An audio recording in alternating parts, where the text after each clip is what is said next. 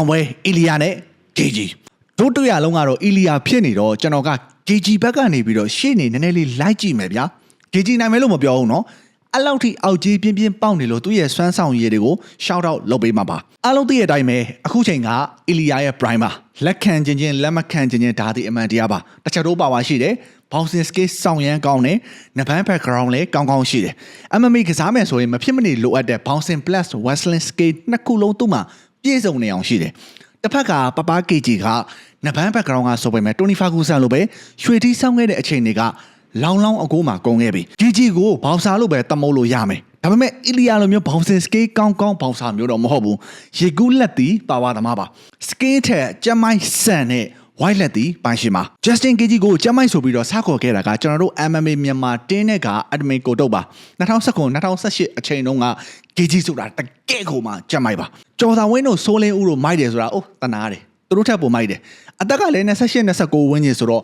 မိုက်လို့ကောင်းနေတဲ့အနေထားအရွယ်တစ်ခုပါအသက်34 35ဝန်းကျင်ရောက်လာတော့ကျမိုက်ကနေပြီးတော့ကြက်ပါးလေးဖြစ်လာတယ်ခန္ဓာကိုယ်ကမင်းမိုက်လို့မရတော့ဘူးဆိုတာကိုပြောလာတယ်ဇရာဆိုတာအဲ့ဒါဗျလူတိုင်းမလွန်ဆန်နိုင်ဘူးဒါကြောင့်မနေ့ကကြောသာဝင်းပွဲကိုကျွန်တော်အဲ့လိုမျိုးပြောတာအသက်24မှာငယ်ကုန်လေးရှိတော့မိုက်လို့ရနိုင်ပေမဲ့34မှာကတော့မိုက်လို့မရပါဘူးဒါကြောင့်ပဲပညာပိုင်းနဲ့စောစေချင်တာပါထားပါလမ်းကြောင်းတွေလွဲကုန်ပြီပွဲကိုပြန်ဆက်မယ်ဆိုတော့ KG တယောက်က33နောက်ပိုင်းမှာကြက်ပါလုံးဝဖြစ်လာတာခုချိန်ဒီပဲနီးပြ Trevor Wimman ကလည်းသူ့တပည့်ကိုကောင်းကောင်းလေးကိုသိတယ်အခုဆိုရင်အသက်က30ရှိနေပြီမို့လို့ရွှေရောင်နီးရက်တွေကတော့တိတ်ပြီးတော့မကြမ်းတော့ဘူးပတီဘန်ပလက်နဲ့ပွဲမှာဆိုရင်လည်းနှစ်ချီကြော်လောက်မှတဲကတက်လုံစပြီးတော့ကုန်နေတာတွေ့ရတယ်ဒါကြောင့်အီလီယာကိုသူအချီဆွဲပြီးတော့စော့မယ်ဆိုတဲ့ plan ကိုတော့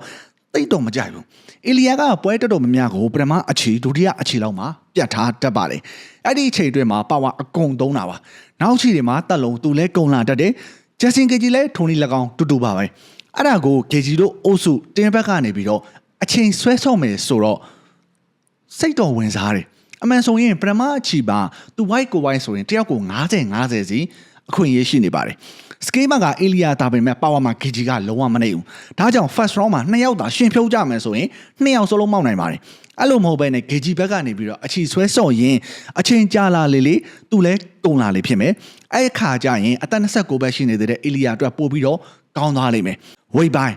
ပွဲတွင်းဝိတ်မှာ KG က190နီးပါးဖြစ်နေလိမ့်မယ်အေလီယာကတော့လွန်ရော180ဝန်းကျင်လောက်ပဲရှိမယ်ဒါကြောင့်ဝိတ်နဲ့ဖိမယ်ဆိုရင် KG တာလိမ့်မယ်ကစ်ပိုင်း KG ရဲ့ low kick တွေကပြောပြနေကြတော့မလို့ပြီးတော့မမျော်လင့်တော့ hack kick တွေထွက်တတ်တယ်အီလီယာထက်တော့တာတယ်ကစ်ပိုင်းမှာရှေ့ချီတွေမှာအီလီယာရဲ့ full ကိုပြတ်အောင်အောက်ပိုင်းကိုဖြိုထားနိုင်မယ်ဆိုတော့နောက်ချီတွေမှာ punch ပိုင်းနဲ့မျော်လင့်လို့ရကောင်းရနိုင်တယ်ဝင်လုံးနိုင်လားတိတ်တော့မဖြစ်နိုင်ဘူးလုံးလဲခဏလောက်ပဲတပွဲလုံး stand fight ကိုကြီးပဲသွားဖို့ရှိပါလိမ့်မယ်ကျွန်တော်အမြင်ရဆိုရင် KG ဘက်ကနေပြီးအီလီယာကိုနိုင်မဲ့အခြေသည်ရှေ့နှစ်ချီအတွင်းမှာဖြစ်ပါလိမ့်မယ်ပထမချီမှာရှင်ဝိုင်းကြရင်နှစ်ယောက်စလုံးမှောက်နိုင်မယ်အချီကြလာလေနှစ်ယောက်စလုံးမောပြီးတော့တက်လုံးအနှဲငယ်ကြလာလိမ့်မယ်ပွဲဖြစ်ပါလိမ့်မယ်ဒါပေမဲ့အဆအရာရာမှာကတော့အီလီယာ